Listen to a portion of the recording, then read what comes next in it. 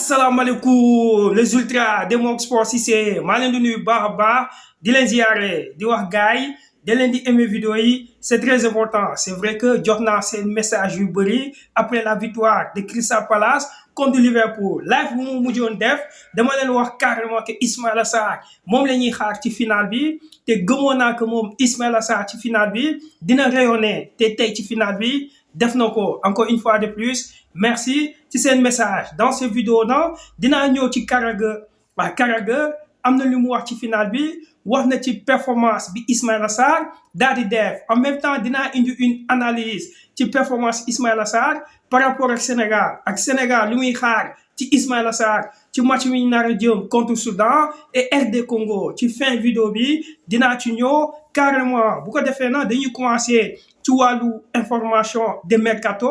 après Inigo Martinez bu signé ci Al Nassr dafa bëgg a renforcer encore équipe waaw ESPN na Inigo Martinez signé na Al Nassr waaye Al Nassr tamit bëgg nañ Ferran Torres te muy football FC Barcelone Al Nassr bëgg na ko de même que Coman te mu nekk Bayern Munich nekk un attaquant waa Al Nassr bëgg nañ ko waaw Al Nassr dafa bëgg a renforcer équipe d'ailleurs sa Al Nassr te mu doon football match amical contre Almeria moo leen dóor 3-2 Cristiano Ronaldo mu ngi en forme match bu passé triplé la def te Cristiano Ronaldo daa def doublé franchement mu ngi en forme Cristiano Ronaldo connexion avec Sadio Mané et Joao Félix franchement trio boobu c'est exceptionnel gis nañ que ci pré-saison bi connexion ñu ngi retrouver des connexions raison pour laquelle ESPN na Al Nassr dafa bëgg a gën a renforcer équipe parce que Al Hilal ñoom ñi ngi renforcer Darwin Núñez ñëw na fa ci match amical bi Al Hilal doon football gis nañ que ba ñuy doree 6-0 foofu la Kalidou Koulibaly daal di nekk moom aussi l'international sénégalais gis nañ que Al Hilal moo door ba ñuy doree 6-0 Darwin Núñez dugal na moo tax ESPN na club saoudien ñoo ngi renforcer carrément seen équipe côté Barça toujours Fermín López te ci finale trophée de Gamper bi wax na ci avenir après victoire bi Barça am tey contre Como Barça tey 5-0 le door Como Barça commencé na doublé de Fermín López doublé de Lamine Yamal 1 but de Rafinha quelle équipe Barça collectivement mu ngi en place gis nañ que Barça moo door Como 5-0 mais après match bi ESPN nee na Fermín López leeral na lu bëri Fermín López dafa wax waa fan Barça yi boo leen tëddee nelaw parce que Fermín López ñu ko doon tudd ci Chelsea tudd nañ ko ci équipe yu bëri mais Fermín López nee na il va rester à Barça booy bi kay day toog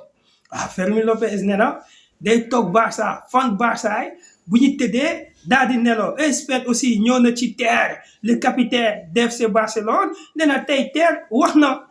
malgré certains fanatique de FC Barcelone ñu ko doon critiquer moom Ter te wax na amuram pour le Barça parce que Ter ba mu jëlee kaddu ESPN nee na wax na dafa wax carrément problème bu mu am avec le Barça ñoom réglé nañ problème bi li ci des mooy nañ avancé daw Barça gagné na trophée ren aussi Barça dafa bëgg a gagner tous les trophées nee na joueurs yu bees yi nga xam ne ñëw na aussi mu leen di souhaiter bonne chance Visca Barça Visca Catalunya loolu noonu Ter moo ko wax pour montrer que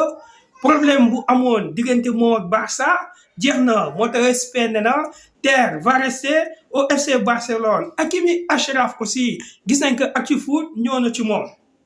nee na Achraf dafa am benn interview bu mu def avec waa Canal en ce moment waa Paris Saint-Germain am na benn passage bi Achraf daal di wax ci interview boobu dañ ko bëgg a dindi pour l'instant ñu ngi waxtaan ak Achraf te Achraf ban passage la gars yi bëgg a dindi le fait que moom Achraf nee na je pense que je mérite le ballon d'or maanaam man am naa yaakaar que mérité naa ballon d'or bi maanaam loolu Achraf moo ko xalaatam la mérité na ballon d'or bi muy ballon d'or France Football waaye passage boobu noonu d'après ActuFoot waa Paris Saint-Germain dañ ko bëgg a dindi ci interview bi parce que Achraf ak Ousmane Dembélé ay gaañ nañ waaye Paris Saint-Germain seen direction Ousmane Dembélé moom la ñuy defal propagande maanaam Ousmane Dembélé daal moo war a gagné Ballon d'Or raison pour laquelle en ce moment Actu-Foot ne na gars ñi négocier ak Achraf maanaam gars daal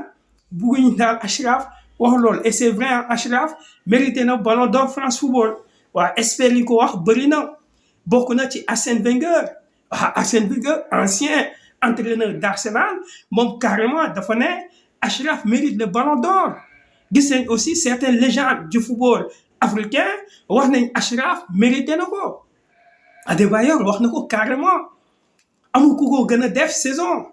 même la presse africaine ñoom aussi ñu ci ginnaaw Achraf mérité na ko bu gañewul Ballon d'Or France Football podium bi mérité na parce que def na top performance moo tax instant nii waa Paris Saint-Germain daal bëgg nañ dindi passage toujours ci wàllu information dañuy ñëw ci Ismaïla Sarr l'international sénégalais quelle sensation waa gars yi c'est vrai que ñu suivre suñuy live en direct duñu comprendre waaye live bi moo mujjoon def démb en direct vers 22h mun naa wax sax 23h la live bi daal di jeex foofu noonu maa ngi wax ci final bi waaw di wax carrément Ismaïla Sarr ñu koy xaar tey nag gis nañ que final Community Shield bu amoon diggante Crystal Palace contre Liverpool quel match Liverpool moo njëkk a mu ne équipe de Crystal Palace 2-0 Ismaïla Sarr daal di semer les révoltes parce que quand il décide d'accélérer ça fait très mal Ismaïla Sarr saa su bëggee affaire bi rek adversaire bi day nekk en danger ci Virgil van Dijk la créé penalty moom Ismaïla Sarr gars daal di réduire le score après moom mu daal di décider moom Ismaïla Sarr sur une passe en profondeur mu daal di égaliser 2 buts partout ba ñu demee tir au but Crystal Palace daal di gagné moom Ismaïla Sarr moo nekk homme du match moo tax la presse anglaise yëpp ñu ngi wax ci moom quel joueur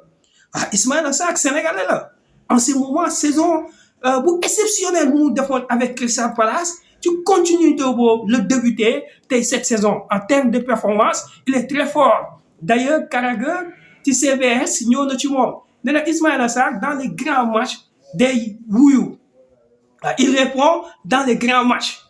nee na d'ailleurs boobu Carragher mu ngi fàttaliku Watford ba fa Ismaïla Sarr nekkoon du football contre équipe de Liverpool ni la demoon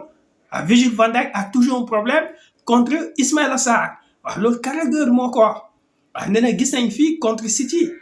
contre les grandes équipes Ismaïla Sarr li muy wane nee na tey moom moo gagné match bi loolu Carragher wax na nee na Salah a passé à côté on n'a pas vu Salah nee na tey kenn rek la ñu gisoon muy Ismaïla Sarr bu semé révolte loolu nag Carragher wax na ko nee na loolu du ko bett parce que Sénégal football na fii contre Angleterre même Ismaïla Sarr boobu performance bu mu defoon moom la def nee na franchement am na constant ci wàllu performance loolu Carragher wax na ko daal di critiquer aussi sur le plan défensif wax na ne équipe de Liverpool war na xool encore défenseur te aussi Liverpool war na gën a trouver des connexions loolu Carragher wax na ko jëndu jour taxul nga gagné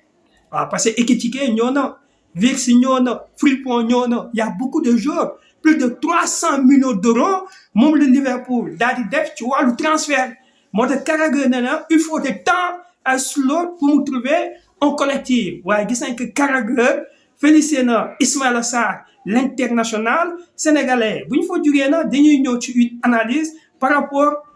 à ce joueur muy Ismaïla Sarr démboo waxoon naa leen équipe bu football contre Angleterre équipe bu gagné Angleterre milieu bi ba léegi changé gul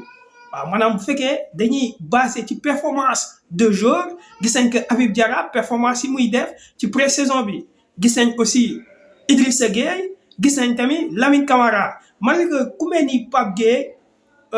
ak ñeneen joueurs yi mel ni Pape Matar Sarr gis nañ que ñu ngi ci forme mais joueurs yooyu ñoo ëpp point léegi nag ci attaque bi Iliman Ndiaye moo doon marqué de points parce que pré-saison bi moom la ñuy gis ku mel ni Ismaïla Sarr gisuñu ko woon ku mel ni Nicolas Jackson amul temps football dañ ko écarté mun nañu wax ci attaque bi moom Nicolas Jackson point mooy wàññeeku su fekkee match bi la mun na toog bon parce que ku mel ni Assane Diao a gagné plus de points que Nicolas Jackson mais Ismaïla Sarr dañ ko doon xaar démb maa leen ko wax moom moo nar a rey équipe bu mel ni Liverpool te tey def na ko parce que tey Ismaïla Sarr dafa indi même niveau bu mu indoon diggante Sénégal contre Angleterre te lu ko waral mooy changement bu mu def ci wàllu staffam moo tax joueurs yi franchement dañuy roy aussi ci Ismaïla Sarr waaye Ismaïla Sarr entraîneur Crystal Palace bi moo ko conseillé woon utal préparateur physique utal aussi ku lay xoolal li ngay lekk ak li ngay naan en même temps nga ut aussi un analyse de vidéo nga xam ne après chaque match dina la wax sa défaut ak li nga war a corriger et moom dafa investir carrément dans ce domaine waaw ba mu investir ci domaine bi ci la ñuy gis carrément résultat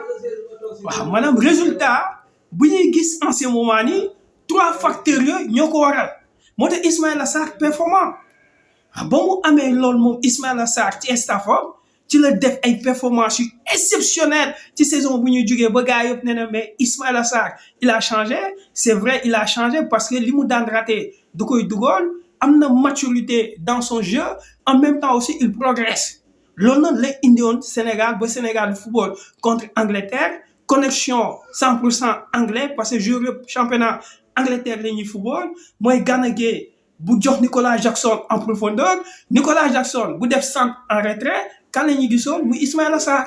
maanaam continuité performance boobu moom lay indi tey diggante Liverpool contre Crystal Palace xooleen ba muy dugalee but égalisateur bi